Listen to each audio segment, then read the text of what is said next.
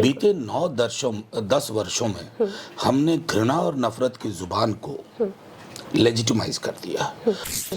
Welfare state हमारा commitment है। Welfare state में अगर आप अपनी पीड़ित जनता को, मुश्किल हालात में जी रही जनता को बिजली की दरों में थोड़ी रियायत देते हैं, सिलेंडर में थोड़ी रियायत देते हैं, भोजन की सामग्री में थोड़ी रियायत देते हैं, तो इसको रेवड़ी कह करके ना अब गरीबी और गुर्बत दोनों का मजाक उड़ा रहे हैं। सीधी सी बात है, आधी अधूरी चीज नहीं होगी। भारत गांव का देश है, कवियों ने लिखा, लेखकों ने लिखा, लेकिन उस गांव के देश के लिए गांधी के संदर्भ में या लोहिया जी के संदर्भ में हमने क्या किया?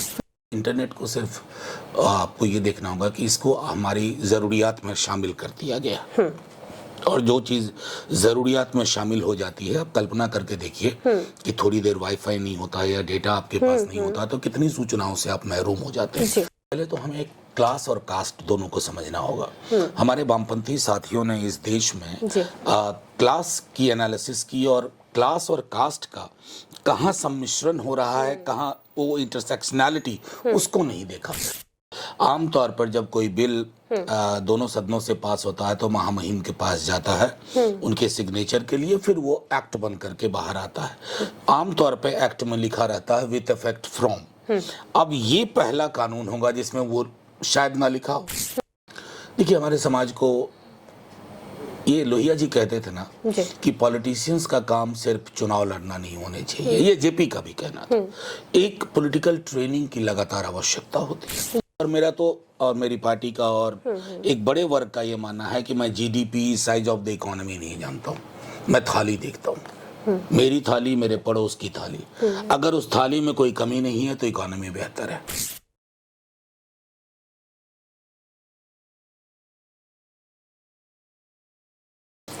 नमस्कार, द गहनी में आपका बहुत बहुत स्वागत है। और आज हम राज्यसभा सांसद मनोज झा सर के साथ जुड़े हुए हैं। नमस्कार सर।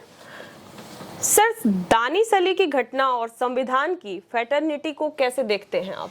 देखिए, दानिश अली वाली घटना में मुझे दुख जरूर हुआ, लेकिन मैं चौंका नहीं, मैं आश्चर्यचकित नहीं हुआ। और देश का एक बड़ा वर्ग ना चौंका ना आश्चर्यचकित हुआ। जाहिर तौर पे किसके पीछे कुछ वजह होगी।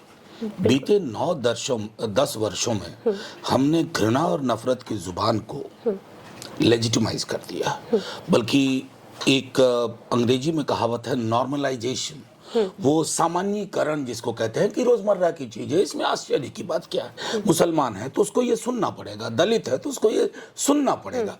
ये जो सामान्यीकरण होता है, जब ये किसी समाज में हो जाता है तो वो एक बीमारी की शक्ल में होता है।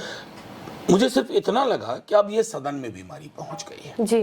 और सदन तक इस बीमारी की यात्रा के पीछे वो लोग हैं जिनको लगता है कि इस बीमारी से उन्हें वोट की फसल मिलेगी। जाहिर हो सकता है वोट की फसल आपको मिले, लेकिन इस पूरी प्रक्रिया में देश आहत होता है, चोटिल होता है, और वो हम सब देख चुके हैं कि एक स्तर पर इंतहा हो चुकी है। बिल्कुल सर, लोक कल्याणकारी राज्य और मुफ्त की रेवड़ियों में क्या अंतर है? देखिए, सीधी सी बात है कि ये पूरी शब्दावली जो प्रधानमंत्री जी गाहे बगाहे चुनते हैं, पता नहीं उनके एडवाइजर कौन है, बड़ा नुकसान कर रहे हैं प्रधानमंत्री जी का। वेलफेयर स्टेट हमारा कमिटमेंट है। वेलफेयर स्टेट में अगर आप अपनी पीड़ित जनता को, मुश्किल हालात में जी रही जनता को बिजली की दरों में थोड़ी रियायत देते हैं, सिलेंडर में थोड़ी रियायत देते हैं, भोजन की सामग्री में थोड़ी रियायत देते हैं, तो इसको रेवड़ी कह करके ना अब गरीबी और गुर्बत दोनों का मजाक उड़ा रहे हैं। और कोई भी राष्ट्र, खास करके मेरा राष्ट्र, गरीबों का अगर मजाक उड़ा रहा है तो जाहिर तौर पर हमारे राष्ट्र के जो नीति निर्धारक लोग हैं उनकी मानसिक स्थिति मुझे लगता है कि चिंता का विषय होनी चाहिए। बिल्कुल सर, महिला आरक्षण महिलाओं को कितना सशक्त बनाएगा? देखिए, ये पहला, मैं अब बाकी चीज़ें तो मैं सदन में बोल चुका हूँ, आपने देखा होगा, आपके दर्शकों ने भी देखा होगा। आमतौर पर जब कोई बिल दोनों सदनों से पास होता है तो महामहिम के पास जाता है उनके सिग्नेचर के लिए, फिर वो एक्ट बन करके बाहर आता है। आमतौर पर एक्ट में लिखा रहता है विथ इफेक्ट फ्रॉम। अब ये पहला कानून होगा जिसमें वो शायद ना लिखा हो, क्योंकि हमें पता नहीं 24 में तो होना नहीं है, 29 की गारंटी नहीं, 34 किसी ने सोचा नहीं, 39 तब की तब देखेंगे। तो एक 15-20 वर्षों के एक कालखंड को लेकर अनिश्चितता का एक बिल लेके आ रहे हैं, वो भी आधा अधूरा। क्योंकि आप अगर देखिए तो बिल पास होने के बाद पूरे समाज में हर जगह चर्चा ये नहीं हो रही है कि बिल में क्या है, बिल्कुल चर्चा इस बात की हो रही है कि बिल में कौन नहीं है। अब बिल में जो नहीं है वो क्यों नहीं है, यानी बिल में जो नहीं है उनके लिए सत्ता वालों के दिल में कोई जगह नहीं थी, इसलिए वो बिल में जगह नहीं पाए। और मैं समझता हूं कि अगर सच में कोई चीज झुनझुना होती है, ढकोसला होती है, तो ये है। इसमें आपका जो ब्लूप्रिंट होना चाहिए था। कोई ऐसी चीज नहीं है जो लेजिस्लेचर डिसीजन ना ले और वो 24 में नहीं हो सकता था। आपने जानबूझ करके एक अनिश्चित कालखंड में इसको लटका के रख दिया है, वो भी आधा अधूरा, जहां एक बड़ी आबादी को आपने प्रतिनिधित्व देने से इनकार कर दिया। जी सर, हमारे समाज को पॉलिटिकल लिटरेसी की कितनी जरूरत है? देखिए, हमारे समाज को, ये लोहिया जी कहते थे ना कि पॉलिटिशियंस का काम सिर्फ चुनाव लड़ना नहीं होने चाहिए, ये जेपी का भी कहना था। एक पॉलिटिकल ट्रेनिंग की लगातार आवश्यकता होती है। बिल्कुल। पॉलिटिकल ट्रेनिंग के अभाव में मैं आपको बताऊं कि आप कोई बात रखते हैं तो लोग उसके व्यापक संदर्भ को देखे बिना टिप्पणी करने लगते हैं। बिल्कुल। तो जाहिर है किस चीज का अभाव है कि एक पॉलिटिकल नुआंस्ड ट्रेनिंग होनी चाहिए थी। और मेरा मानना है कि कोई भी राजनीतिक दल हो, उसको एक काम चुनाव लड़ने के अलावा लगातार, मैं समझता हूं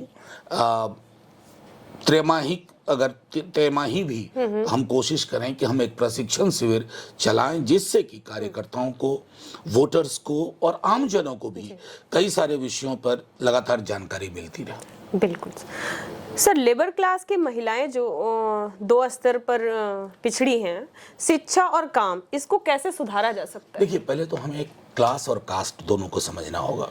हमारे वामपंथी साथियों ने इस देश में क्लास की एनालिसिस की और क्लास और कास्ट का कहाँ सम्मिश्रण हो रहा है, कहाँ वो इंटरसेक्शनैलिटी, उसको नहीं देखा।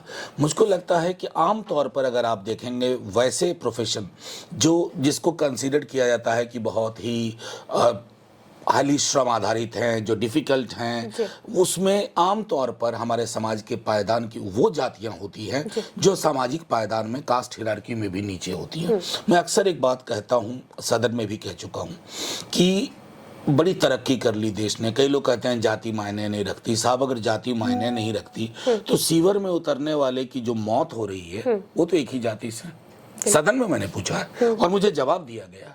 तो जाहिर तौर पर मेरा मानना है कि सबसे बड़ी चुनौती है कि हम कामगार लोगों को उनकी सामाजिक पृष्ठभूमि में देखते हुए ऐसी नीतियां बनाए ना जिसमें उनको रिलीफ मिल सके। अब तक हम समझते हैं कि ये लेबर है तो इसको अगर इतना दे दिया तो काफ़ी है। हम आमतौर पे एक छोटी बात कहता हूँ, हम सब्जी वाले के पास जाते हैं, मोल भाव करते हैं। उसने कहा कि परवल या करेला 60 रुपए, हम कहते हैं भैया 50 का लगाओ ना, उधर परसों 50 का था। कभी ये सवाल हम किसी बड़े मॉल या किसी दुकान में जाके कहते हैं, वो कहता है कि ये फोन इतने का, कभी भैया इतने का लगाओ ना, नहीं कहते ना। तो वो एक जो चीज है वो फर्क बहुत पैदा कर रही है, उसको सोचा जाए। सर, भारत गांवों का देश है, वहां आज भी महिलाएं पीछे हैं। गांव तक क्वालिटी एजुकेशन कैसे पहुंचाया जाए? सीधी सी बात है, आधी अधूरी चीज नहीं होगी। भारत गांव का देश है, कवियों ने लिखा, लेखकों ने लिखा, लेकिन उस गांव के देश के लिए गांधी के संदर्भ में या लोहिया जी के संदर्भ में हमने क्या किया? हमने जो भी किया रिटोरिकली, रिचुअली, छोटी मोटी चीज की और आगे बढ़ते चले गए। मुझको लगता है कि जब तक आपकी एक बात जो हम लगातार मांग कर रहे हैं, जातिगत जनगणना की, एक बार वो आंकड़े आपके पास होंगे ना, उन आंकड़ों के आधार पर आपका बजट भी कंपार्टमेंटलाइज करके उसको फोकस तरीके से हम आगे बढ़ेंगे तो बेहतर परिणाम आएंगे। जी, जहां लोगों के जीवन में यापन करने के लिए राशन देना पड़ रहा है, वहीं डिजिटल होते हुए भारत में इंटरनेट का खर्चा उठा पाना कितना आसान है लोगों के लिए? देखिए, इंटरनेट को सिर्फ आपको ये देखना होगा कि इसको हमारी ज़रूरियात में शामिल कर दिया गया। और जो चीज़ ज़रूरियात में शामिल हो जाती है, आप कल्पना करके देखिए कि थोड़ी देर वाईफाई नहीं होता या डेटा आपके पास नहीं होता तो कितनी सूचनाओं से आप महरूम हो जाते जी। हैं। थोड़ा हम पीछे या तो ये इस दौर की हकीकत है। लेकिन वो हमारे राष्ट्रीय अध्यक्ष जी कहते थे कि आटा और डेटा में संतुलन बना रहना चाहिए, जी। कि आटा भी अवेलेबल है और डेटा भी अवेलेबल है। जब तक वो संतुलन नहीं होगा ना तो चीज़ें बेहतर परिणाम नहीं देती। जी सर, एक तरफ जीडीपी बढ़ रही है, दूसरी तरफ मुफ्त राशन लेने वाले लोग की संख्या भी, तो इसको कैसे देखिए, आप ये देखते हैं? जीडीपी बढ़ रही है, ये सब मिथक भी हैं। बड़े इकोनॉमिस्ट बहुत, अगर आप बेस ईयर चेंज कर देते हैं, पैमाना बदल देते हैं तो जीडीपी बढ़ती दिखाई जाए। और मेरा तो और मेरी पार्टी का और एक बड़े वर्ग का ये मानना है कि मैं GDP size of the economy नहीं जानता हूँ, मैं थाली देखता हूँ। मेरी थाली, मेरे पड़ोस की थाली। अगर उस थाली में कोई कमी नहीं है तो इकोनॉमी बेहतर है।